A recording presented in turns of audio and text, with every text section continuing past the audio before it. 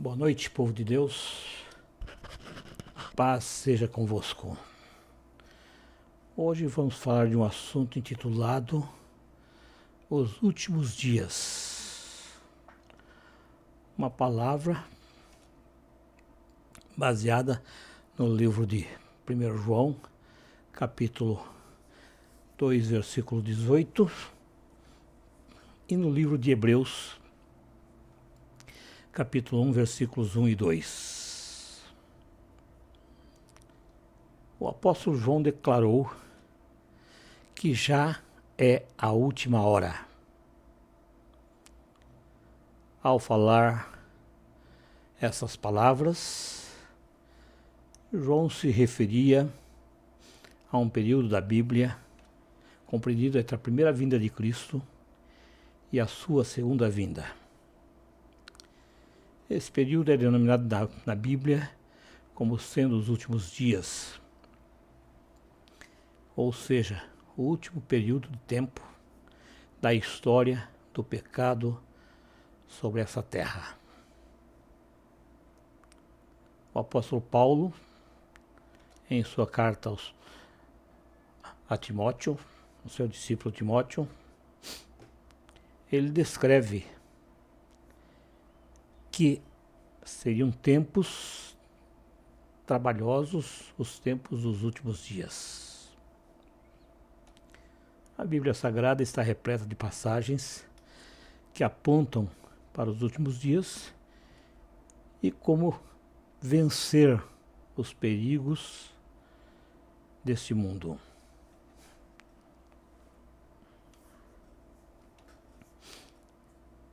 Paulo profetizou que nos últimos dias as coisas se agravariam. Ele foi além ao mencionar que aquelas pessoas que sempre aprendem estudando, mas nunca chegam ao conhecimento da verdade, são pessoas atreladas a determinadas filosofias ou ideias importantes para a atualidade, mas que são totalmente contrárias às verdades reveladas pela palavra de Deus e pelos profetas.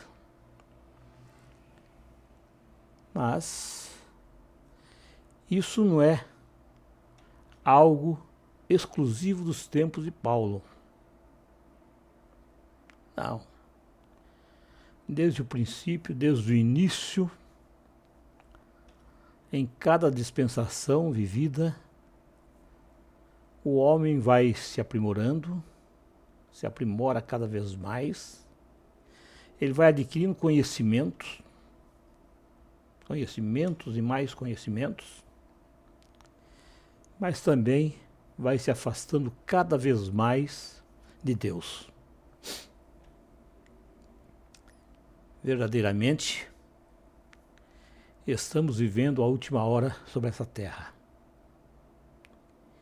E cada dia que passa, cada vez mais, nós podemos ver as características mencionadas por Paulo para o homem que viverá sobre a terra, que vive sobre a terra, que viverá sobre a terra nos últimos dias.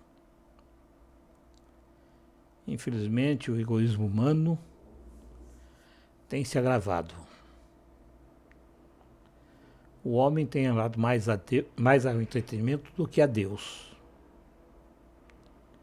O homem tem amado mais os prazeres da vida do que ao seu Criador.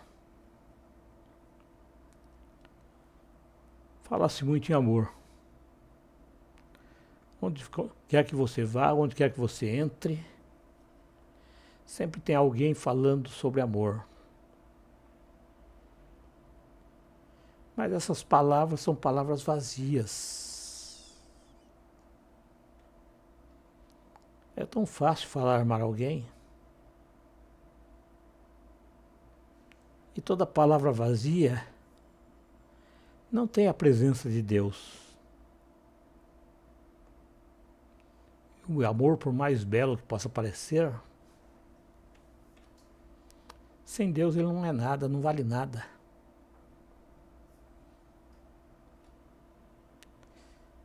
Mas nem tudo está perdido. Cabe a cada um de nós permanecer nas coisas que aprendemos.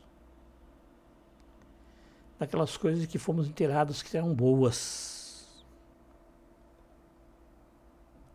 Isso quer dizer que se nós nos apegarmos às verdades aprendidas através de fontes confiáveis, aprendidas através das Escrituras, nós podemos vencer o mal, sim, podemos vencer o mundo. Podemos vencer os perigos dos últimos dias. Pois com palavras sábias, palavras de verdade, vamos receber correção, vamos receber instrução, que nos ajudarão, pode ter certeza, nos ajudarão a crescer rumo à perfeição.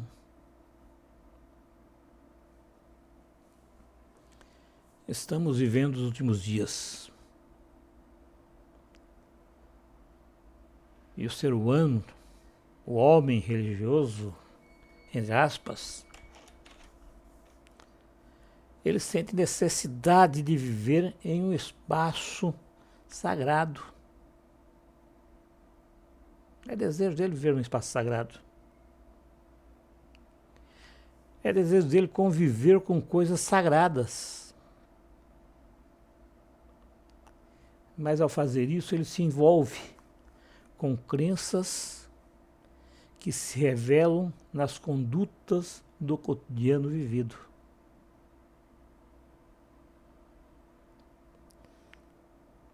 Tal comportamento, irmãos, tem contribuído e continua contribuindo para um assoreamento religioso. É verdade que esse comportamento permite adquirir conhecimentos maiores,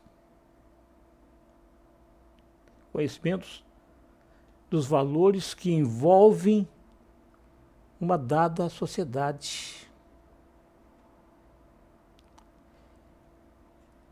Conhecimentos que podem se colocar como luz que ilumina as atitudes humanas em busca do eterno. Mas tais conhecimentos vão permitir a realização dos desejos individuais, vão permitir a realização dos desejos dessa sociedade. E esses conhecimentos estão em detrimento do sagrado e da religião verdadeira, da verdadeira religião.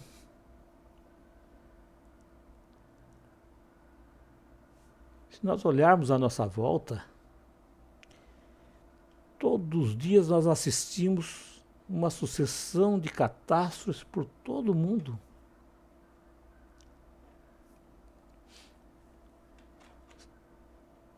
São catástrofes por todo o planeta da Terra. Guerras, notícias de guerras, nações se levantando contra outras nações, fome, terremotos, maremotos, enchentes, deslizamento de terra, falsos profetas se apresentando como se fosse Cristo,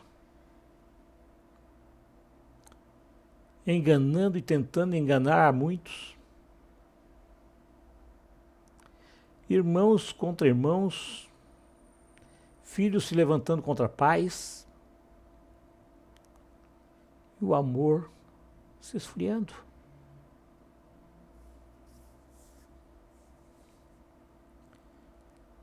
A ciência está tentando explicar o inexplicado.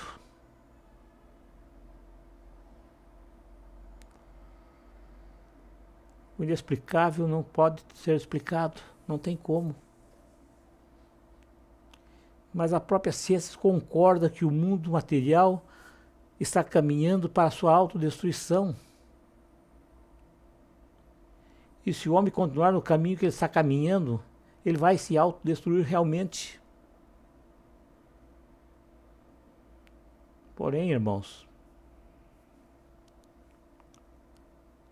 está escrito, e é uma esperança que me enche de alegria e também deve te encher de alegria.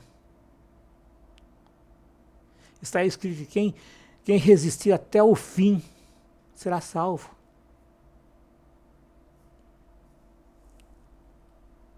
Embora os visionários, embora os cientistas tentem traduzir as mensagens da Bíblia através de cálculos que para nada servem, ela própria afirma em linhas claras os fundamentos para o tempo do fim.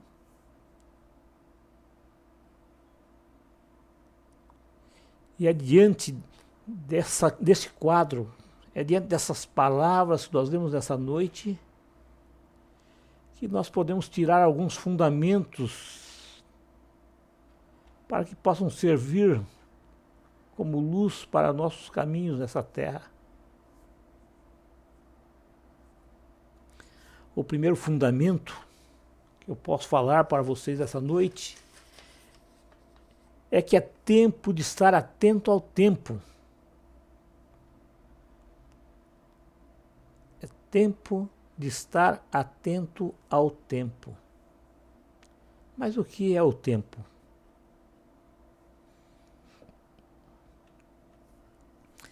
A Bíblia declara que o tempo é pessoal. O tempo é moldado pela ação e decisão do homem. E o tempo pode assumir diferentes tonalidades. Ele pode nos convidar a um mundo que será preenchido até a sua plenitude. A um mundo até que venha, em tempos de refrigério, a presença de nosso Salvador.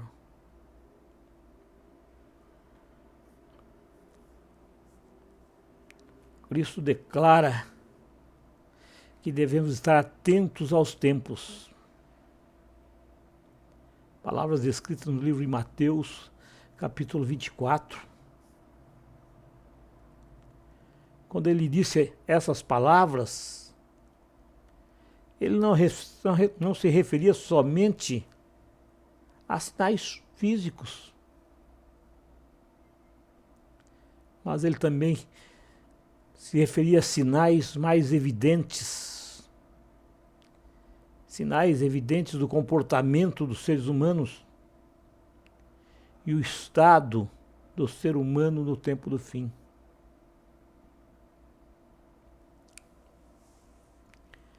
Paulo confirmou as palavras de Cristo ao escrever para Timóteo, falando que nos últimos dias sobrevirão tempos difíceis. Sim, nos últimos dias sobreviriam tempos difíceis. Essas palavras de Paulo, no livro 2 Timóteo, capítulo 3, é perfeitamente percebível em nossos dias. Quando nós olhamos e vemos tanta gente correndo atrás do sistema doutrinário, tanta gente correndo atrás do eclesiástico, tanta gente correndo atrás de tantas coisas, mas são tão poucas que correm atrás de Deus.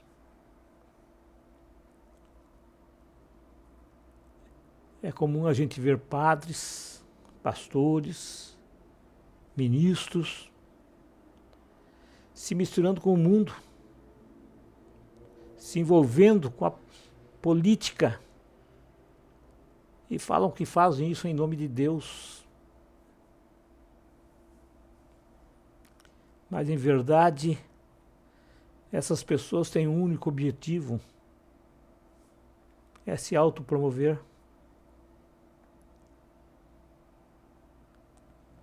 Eu não quero dizer que cristão não possa se envolver com política,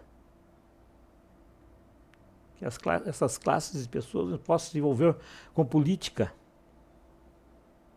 Não, não é nada disso que eu quero dizer. A Bíblia não é contrária à política. Em nenhum versículo sugere que um crente deva se afastar da política.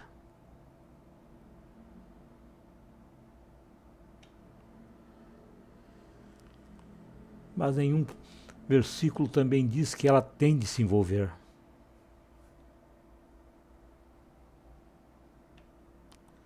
Ao mesmo tempo que ela não sugere, ela também não proíbe.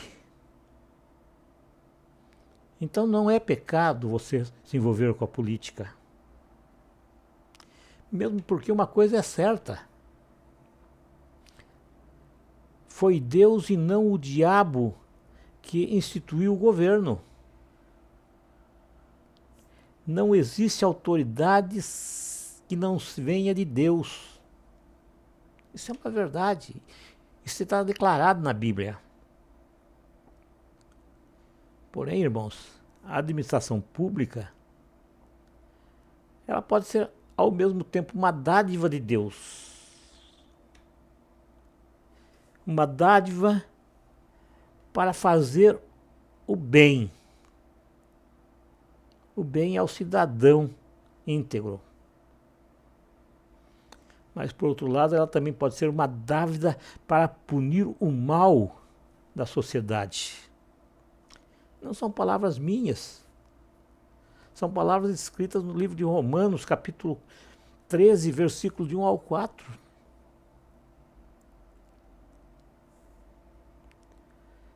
A única coisa que nós não podemos esquecer é que o cristão é o sal da terra e a luz do mundo. E é nesses ambientes diversos, os mais diferentes ambientes de nossa sociedade, é que o cristão tem de salgar e iluminar. Nós não fomos chamados para ficar presos dentro de um saleiro. Não. Nós não fomos chamados para ficar enclausurado entre quatro paredes, num saleiro. Não. Nós fomos chamados para dar o tempero e preservar a sociedade à nossa volta. É nossa obrigação dar a César o que é de César, mas também é nossa obrigação dar a Deus o que é de Deus.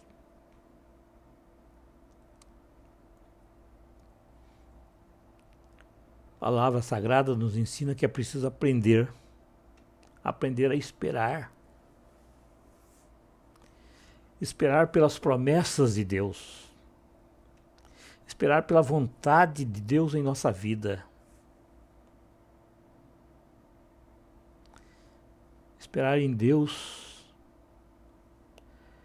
nos preparar para recebermos bênçãos maiores do que aquelas que nós pedimos.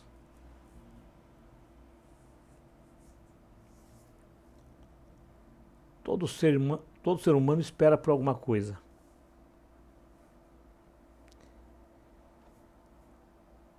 Todos nós esperamos que tudo melhore.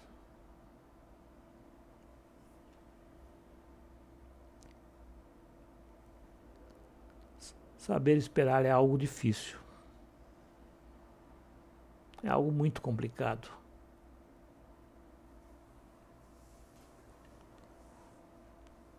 É algo difícil de fazer.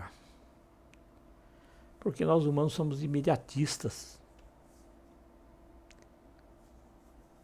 Queremos que nossos problemas se resolvam já, agora. Que se resolva o mais rápido possível. Nós nos esquecemos que o tempo de Deus é diferente do nosso tempo. E o tempo de Deus é perfeito. O tempo de Deus nunca adianta e nunca tarda. O tempo de Deus nunca atrasa. Pois é Ele quem governa o tempo. E Ele governa o tempo de acordo com a sua vontade, de acordo com a sua sabedoria. Portanto, irmãos, a necessidade de vigilância é bíblica. Ela está evidente nas parábolas alusivas à volta de Cristo. Ela está presente nas palavras de Paulo declaradas a Tito. Paulo disse a Tito: porque a graça salvadora de Deus se há manifestado, e todos os homens, se manifestaram a todos os homens, ensinando que, renunciando à impiedade e às concupiscências mundanas, vivamos nesse presente século, sóbria, justa e piamente, aguardando a bem-aventurança, aguardando a bem-aventurada esperança e o aparecimento da glória do grande Deus e nosso Senhor Jesus Cristo, o qual se deu a si mesmo por nós, para nos remir de toda a iniquidade e purificar para si um povo seu, povo especial, zeloso e de boas obras. Fala disso. Exorta e repreende com toda a autoridade. Ninguém te despreze. Palavras de Paulo a Tito, escritas no livro de Tito, capítulo 2, versículo do 11 ao 15. Ao se consumar essa bendita esperança, Cristo Jesus comandará nossa vida rumo ao céu. O segundo fundamento é tempo de angústia.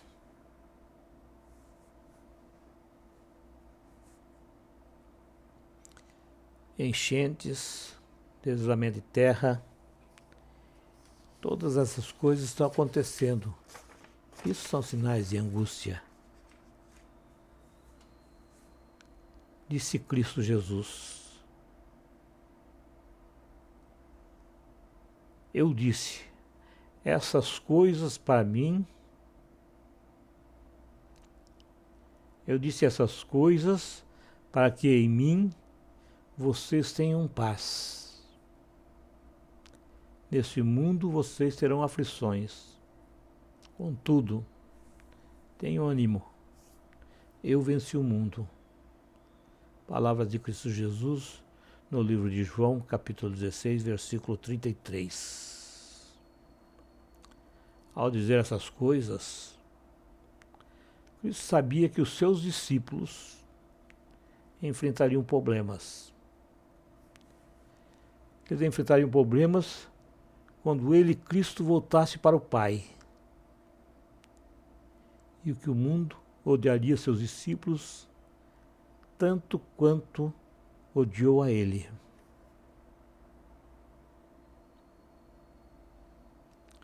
Ele foi além. Muitos procurarão matá-los e tirá-los do caminho. Embora essas palavras foram ditas aos primeiros discípulos, aos primeiros seguidores de Cristo, ela se mantém atual. Ela é tão atual para qualquer cristão, qualquer pessoa de nossa época, qualquer pessoa que queira fazer a diferença nesse mundo caído, nesse mundo perdido. Os problemas da igreja, irmãos, os problemas que a igreja de Cristo enfrenta nos dias atuais serão cada vez maiores.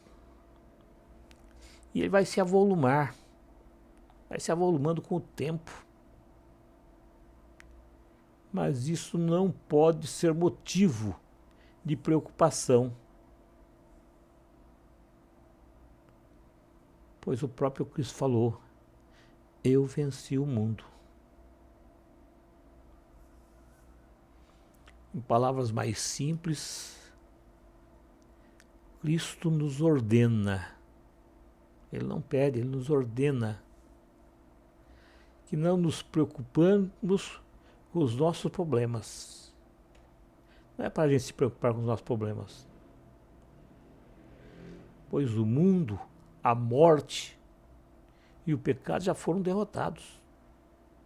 Já foram vencidos lá na cruz, lá no Calvário. E tem mais. Ele morreu naquela cruz. Mas o túmulo onde colocaram o corpo dele ficou vazio, porque ele ressuscitou ao terceiro dia. E, consequentemente, se Deus teve poder para ressuscitar o seu Filho, entregou a sua vida por nós, Ele tem poder para cumprir todas as promessas feitas. Então, todas as promessas que estão na Bíblia serão realizadas. Com a sua morte e a sua ressurreição, abriu-se o caminho para chegarmos ao Pai. Importante, irmãos. Nossos problemas são apenas temporários. Problemas temporários. E por maior que eles sejam, maior que o problema a ser enfrentado seja, eles não serão capazes de nos derrotar. Nossos problemas não são capazes de nos separar do amor de Deus. O amor de Deus por nós em Cristo Jesus.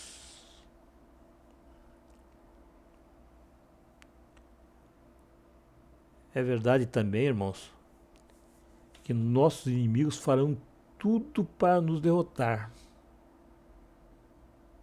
Vai fazer tudo. Tudo que der alcance dele para fazer, ele vai fazer. Ele quer nos derrotar, sim.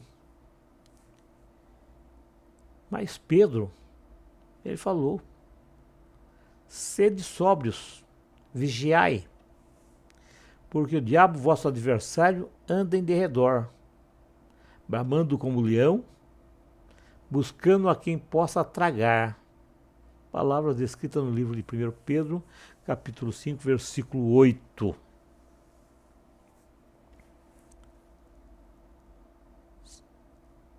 Você sabe que a nossa luta é contra um inimigo forte, é forte. Mas um inimigo já foi derrotado. Sim. Já foi derrotado. Ele não pode fazer nada, mas nada mesmo contra aqueles que estão em Cristo Jesus. É claro. É claro que vai haver perseguição. Ele não falou que não ia nos livrar dos problemas. Ele falou que nos livraria nos problemas. É claro que muitos terão suas vidas ceifadas. Muitos vão morrer por causa do nome de Cristo Jesus. Mas ele foi claro. Ele venceu o mundo. Se ele venceu o mundo, nós também podemos vencer. Sim, nós podemos vencer. Porque nós não estamos sós. Ele está conosco.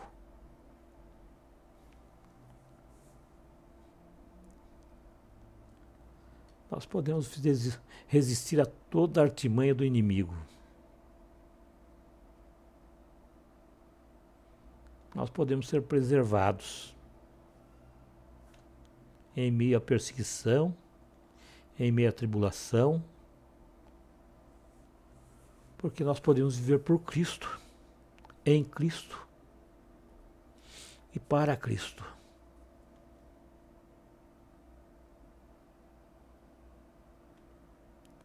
Mas também podemos morrer em Cristo.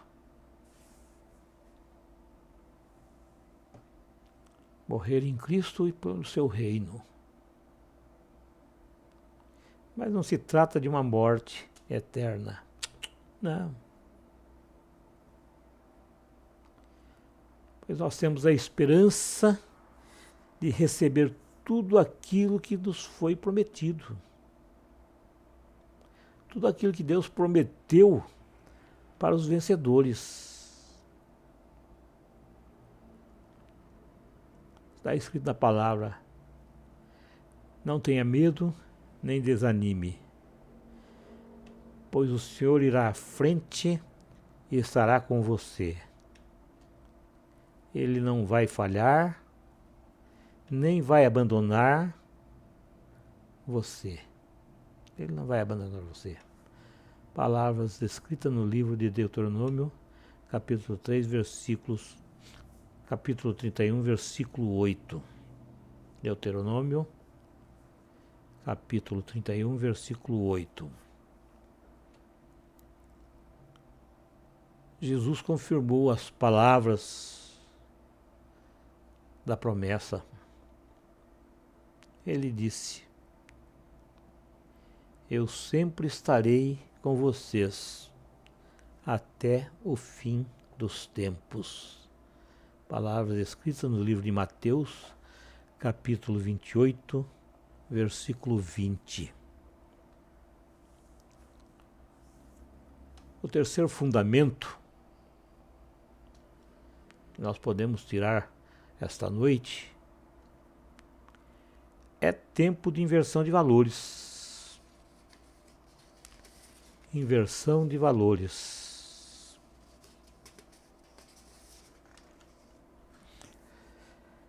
Nós vivemos em dias que muitos valores que nos foram passados de geração em geração estão se perdendo. Pois nós vivemos num tempo em que os valores estão sendo invertidos, onde o certo e o errado se confundem. E a maioria das pessoas aceita o errado como certo ou omitem em reagir diante de tais fatos.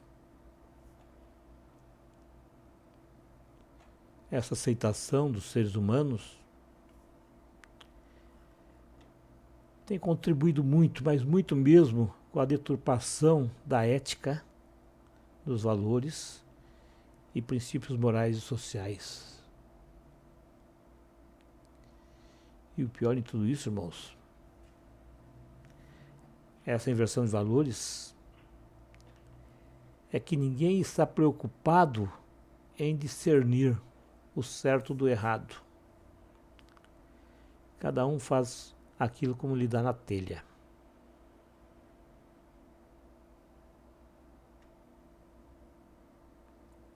Isso tem trazido consequências gravíssimas em nossos dias, a ponto de ser honesto, dócil, humano, se tornou sinônimo de tolo, não merecedor de crédito. Muitas pessoas no dia de hoje têm vergonha de ser honesto. Esse é um dos sinais dos últimos dias. E tem uma retrospectiva recente.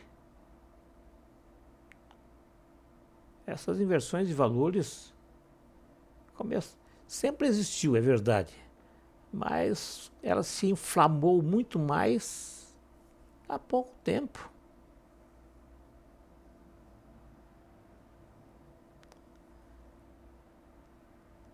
Ela se tornou inflamada mesmo a partir dos anos dourados,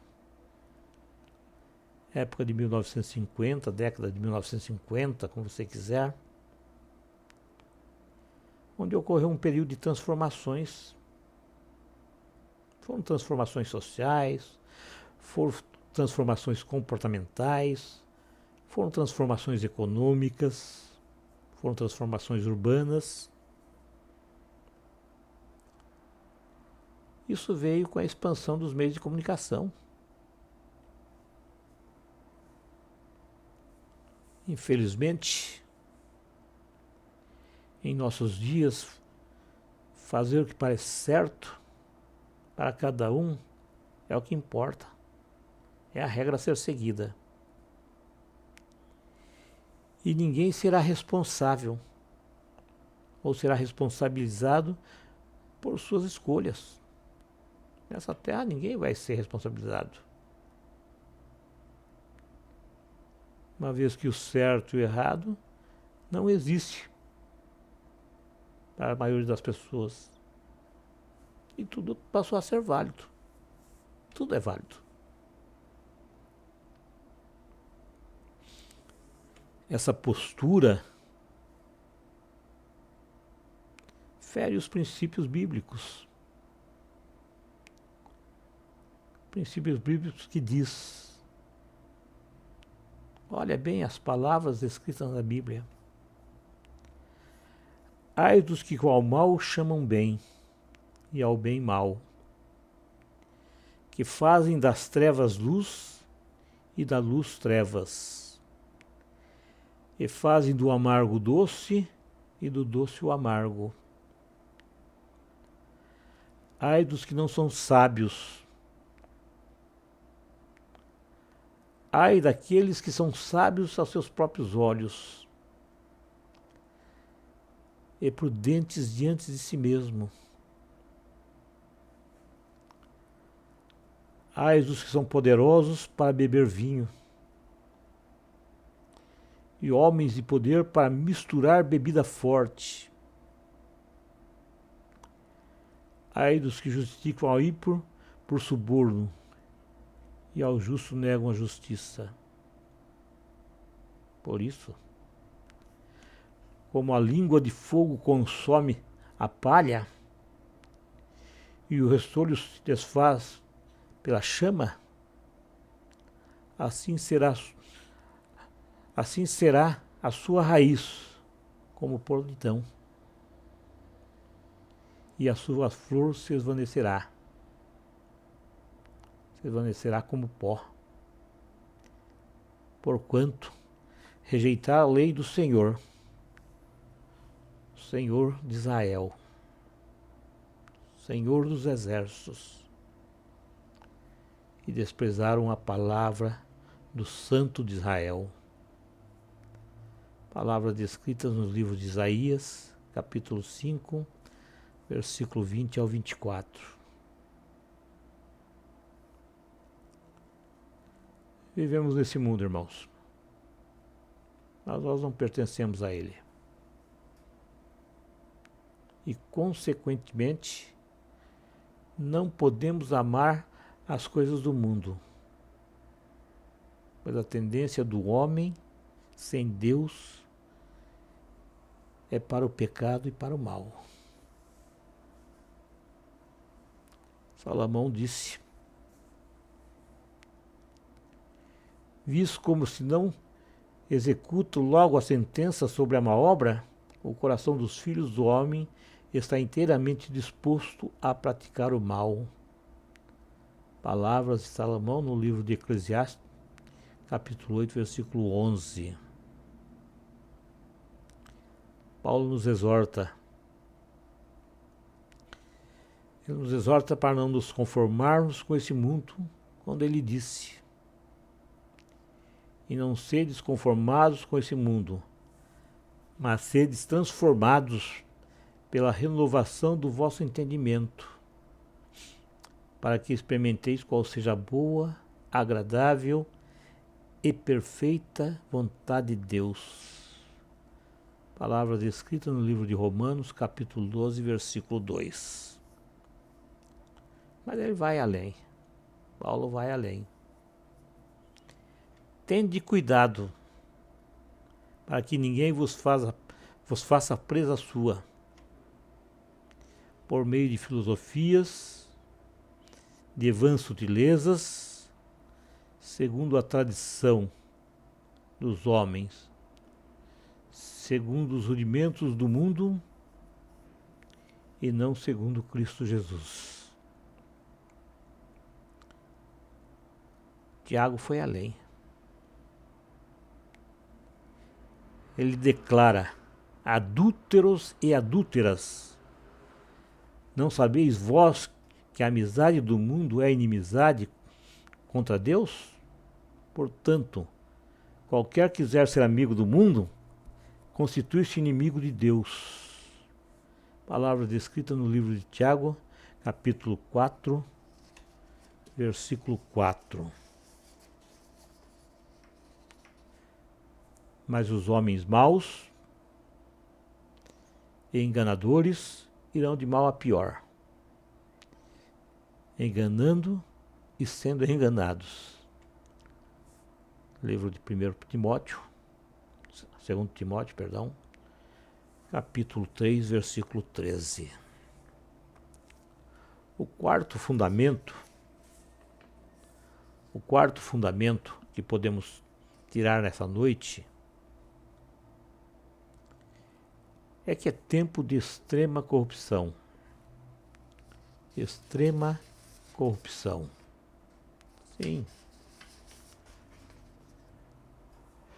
Nesses últimos dias, irmãos, estamos vivendo um aumento cada vez maior da iniquidade do mundo. Estamos vendo a multiplicação dos falsos crentes, dos falsos profetas, das falsas igrejas. Estamos vendo um total colapso dos padrões morais.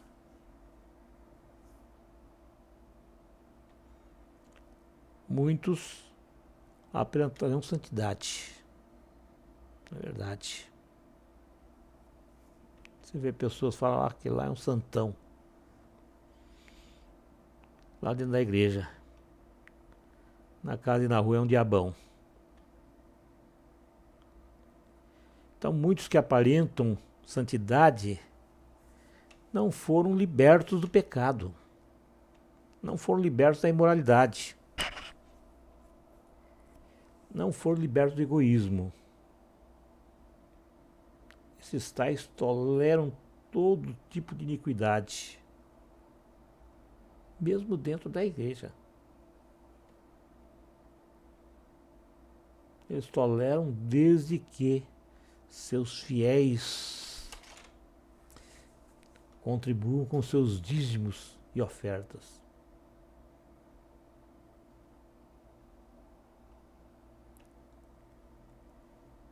Com essa situação, muitos crentes têm se desviado da fé. Hoje tem mais crente fora das igrejas do que dentro das igrejas. Porque eles deixaram de amar a verdade, se opondo às verdades básicas do Evangelho.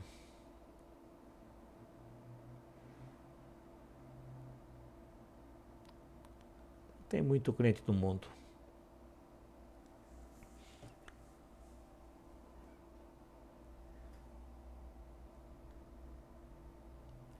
o amor de muitos, irmãos, se esfriará, pois são amantes de si mesmos, sem nenhum afeto natural. Cada um está olhando para o seu próprio umbigo.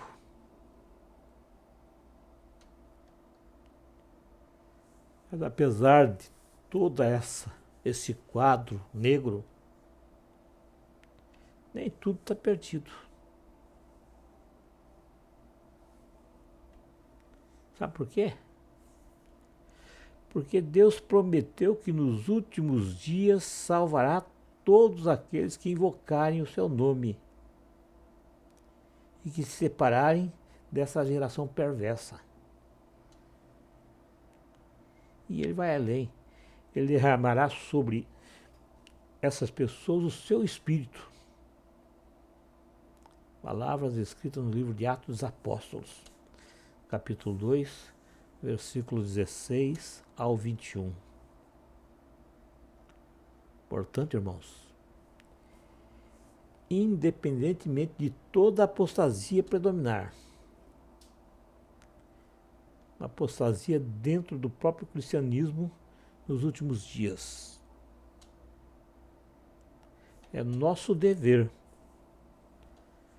mergulhar na palavra da vida, palavra viva.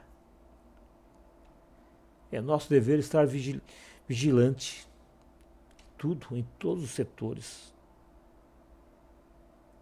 É nosso dever nos afastar dessa geração perversa, para não corrermos o risco de nos desviarmos também, desviando do alvo, pois nossa esperança não é desse mundo. Nossa esperança não está nesse mundo caído.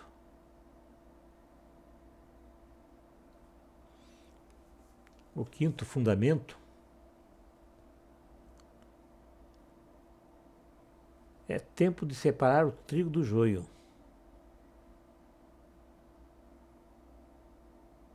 Engraçado, essas duas plantas, ela tem uma semelhança significativa. Elas só apresentam diferença na fase adulta. Fora disso é igual. Separar o joio do trigo é uma frase bíblica.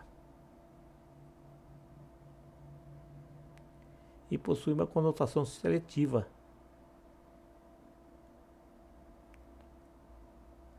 Em outras palavras, ela quer dizer separar os bons dos maus. O que presta do que não presta. Cristo usou a palavra do joio e do trigo para explicar que ele próprio planta a boa semente.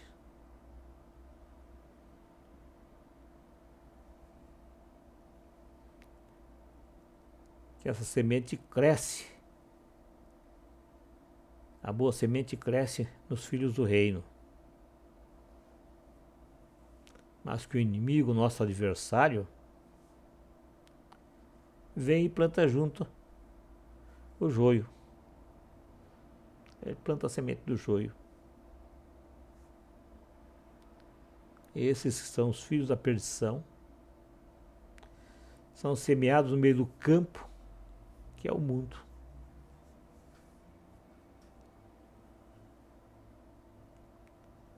Palavras no livro de Mateus, capítulo 13, versículo 37 ao 39. Infelizmente, irmãos, nos nossos dias, o joio tem se espalhado. Se espalhou por todos os cantos e tem se infiltrado dentro das igrejas e são confundidos com o trigo.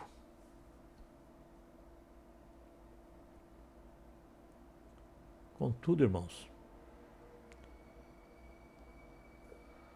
estamos chegando no momento em que Deus fará essa separação. Quando os filhos de Deus estarão prontos para a eternidade. E os filhos da perdição serão julgados e castigados com a morte eterna.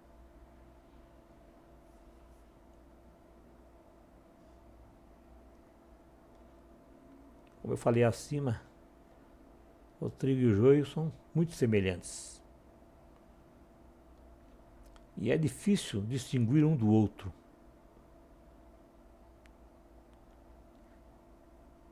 Essa distinção só vai aparecer no amadurecimento. E aí sim,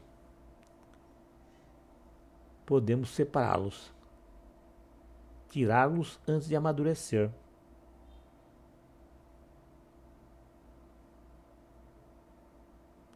Se nós tirarmos eles antes da idade adulta, corremos o risco de tirar junto trigo também. Mas quando eles ficam maduros, e também fica maduro o trigo, eles apresentam diferenças. Então o joio pode ser arrancado com segurança. Portanto, é necessário esperar que o joio e o trigo cresçam juntos e amadureçam. E no momento propício, o joio será colhido primeiro e depois o trigo. O trigo será colocado no celeiro de Deus. E o joio será queimado no lago de fogo. E ninguém poderá fugir do reto juízo de Deus.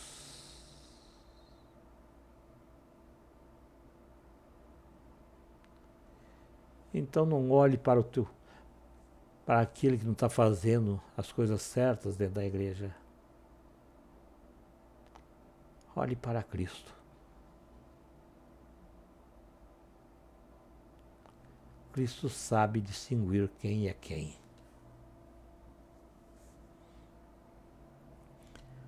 O sexto fundamento que podemos tirar nessa noite é tempo de derramar a ira de Deus. Tempo de derramar a ira de Deus.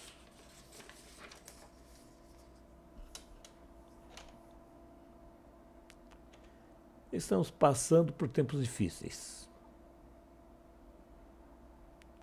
Falar sobre a ira de Deus é até desconcertante.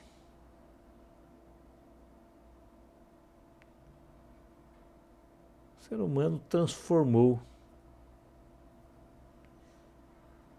em juízes, ele se transformou em juízes. E o caráter de Deus é questionado. A todo momento você ouve alguém questionando o porquê das coisas. Mas só questiona o caráter de Deus pessoas que não conhecem verdadeiramente a Deus.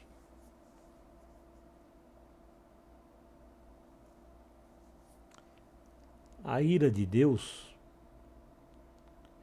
é uma reação normal. Uma reação de Deus ao efeito destruidor do pecado. Se ele é puro, se ele é santo, ele odeia o pecado. Ele não pode tolerar o pecado porque é santo. E nós, como pecadores, merecemos o castigo, sim. Merecemos ser castigados por nossas falhas, por nossos pecados. A ira de Deus é justa.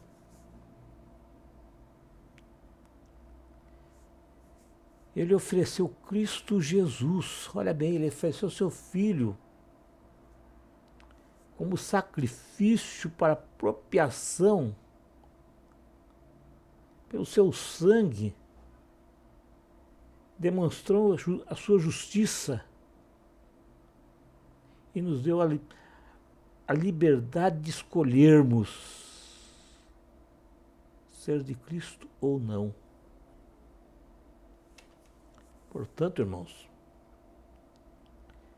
Cristo foi, é e sempre será a propiciação pelos nossos pecados. Propiciação pelos nossos pecados. E não somente os nossos, do meu, do teu, mas pelos pecados de todo mundo, em todas as épocas. Palavras escritas no livro de Hebreus, capítulo 2, versículo 17.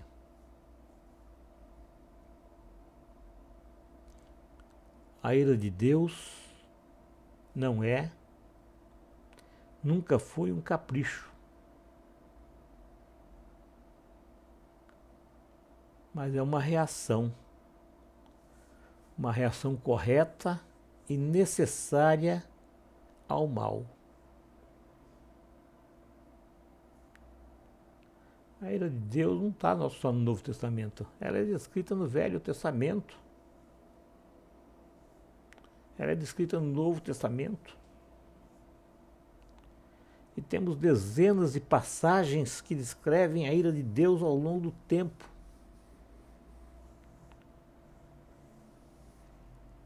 Deus é um Deus zeloso.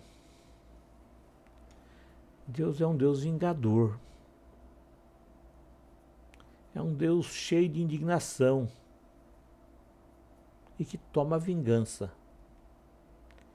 Mas ele toma vingança contra os seus adversários e guarda a ira contra os seus inimigos. Não são palavras minhas, não. São palavras escritas lá no livro de Naum. Naum, capítulo 1, versículo 2. Portanto, irmãos, a ira de Deus deve ser temida sim. Temida porque todos nós somos pecadores. E como pecadores estamos destituídos da glória de Deus.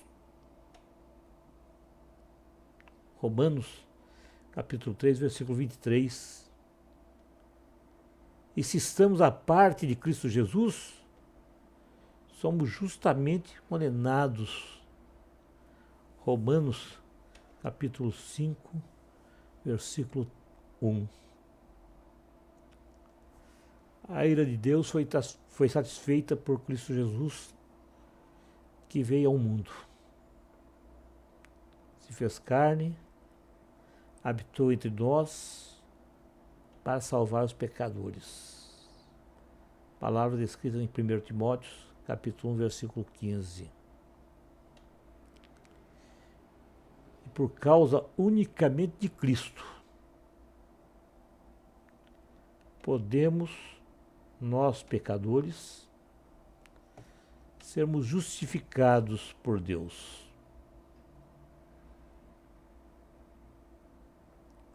Isso demonstra o amor de Deus em ação contra o pecado. Deus é amor, mas também é justiça. Isso quer dizer que Deus age com justiça para julgar o pecado. Portanto, irmãos, por amor, ele responde com justiça. Responde com justiça por toda desobediência e todo pecado.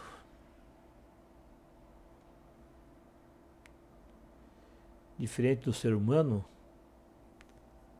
a ira de Deus é santa.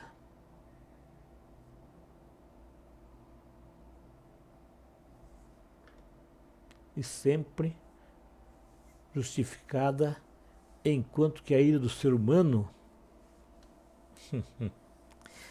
a ira do ser humano, é de dar risada, né? A ira do ser humano é falsa, é feia.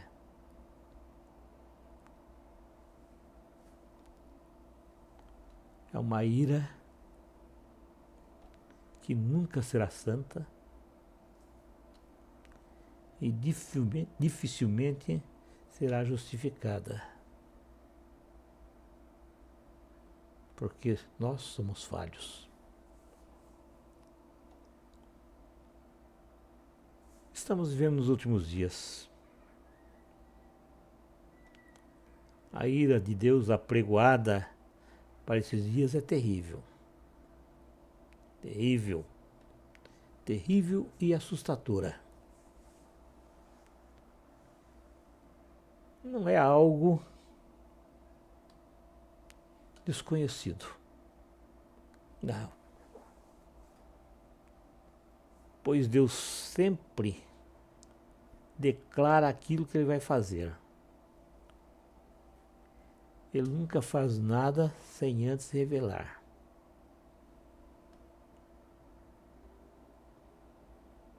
E essa ira de Deus foi revelada na Bíblia. Essa revelação tem sido feita desde o princípio.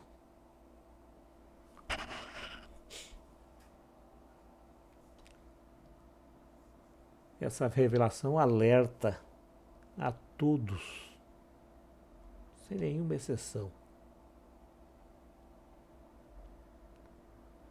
que todos que foram cobertos pelo sangue de Cristo Jesus, pelo sangue que Cristo derramou por nós lá na cruz, nós podemos estar seguros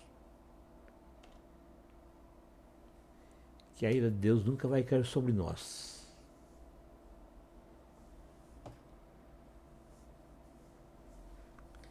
Então, todo mal, tudo aquilo que advém no final dos tempos, o cristão que realmente crê em Cristo Jesus e segue os seus caminhos, não passará por essa ira. Está escrito: como agora fomos justificados por seu sangue, muito mais seremos salvos da ira de Deus por meio dele. Palavra descrita no livro de Romanos, capítulo 5, versículo 9. O sétimo e último fundamento que podemos tirar é que é tempo de salvação. Tempo de salvação. Vemos que era tempo da ira, derramar a ira de Deus. Agora nós vemos que é tempo de salvação. A salvação em Cristo é anunciada a todos os perdidos em Adão.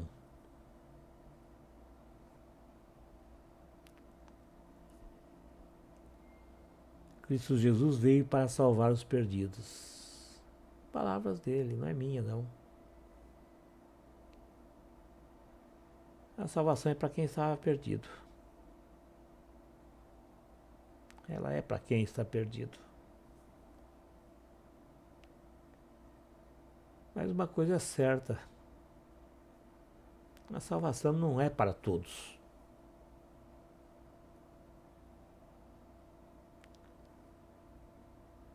Eu ouvi pastores falando que uma vez salvo, sempre salvo.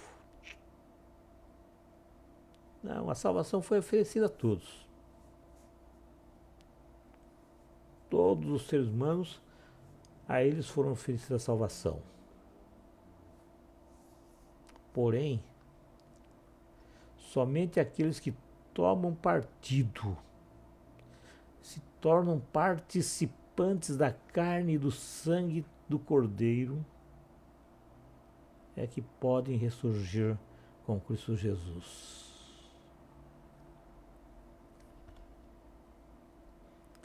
Sua morte e ressurreição estabeleceu o seu senhorio. Um senhorio sobre vivos e mortos.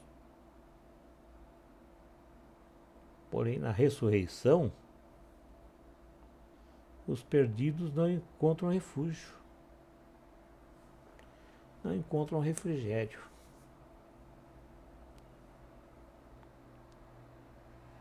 Embora todos os tempos sejam tempos de salvação,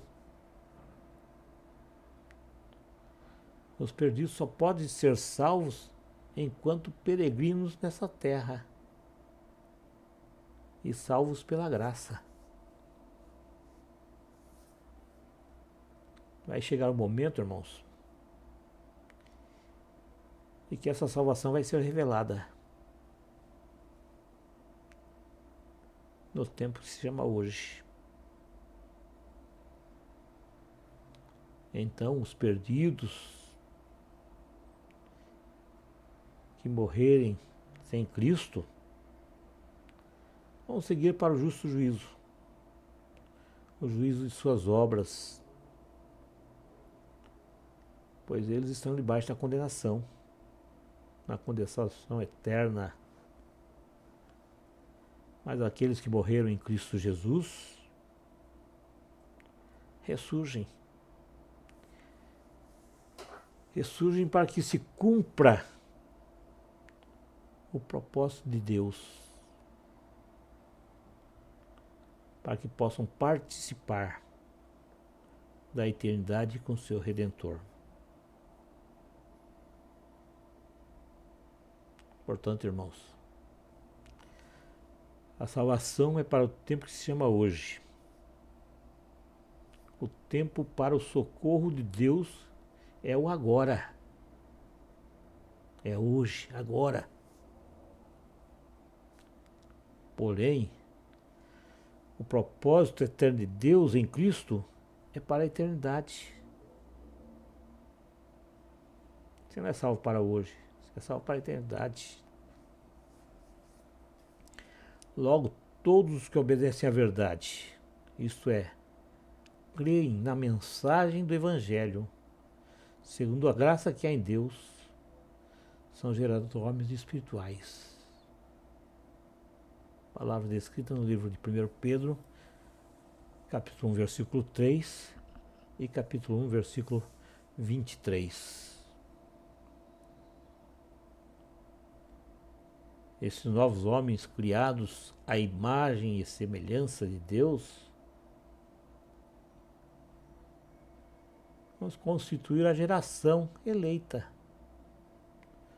o sacerdócio real, a nação santa, o povo adquirido,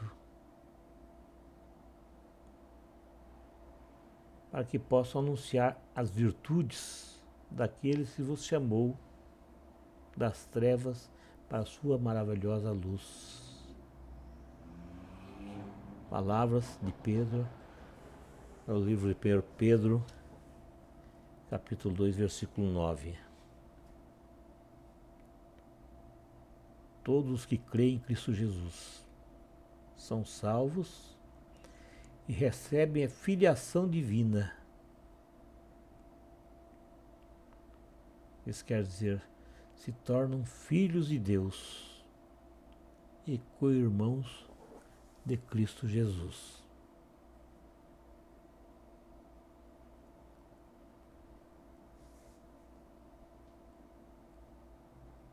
É verdade que a salvação está à disposição de todos. Mas aqueles que rejeitar o Evangelho da Graça não serão salvos. Não vão ser salvos.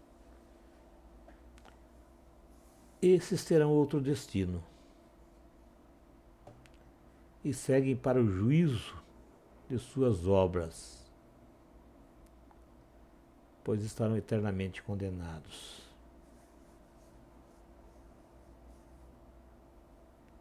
Existe um grande perigo, irmãos, em resistir ao chamado de Deus para a salvação.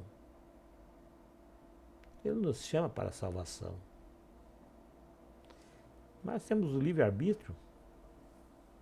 Podemos aceitar ou resistir.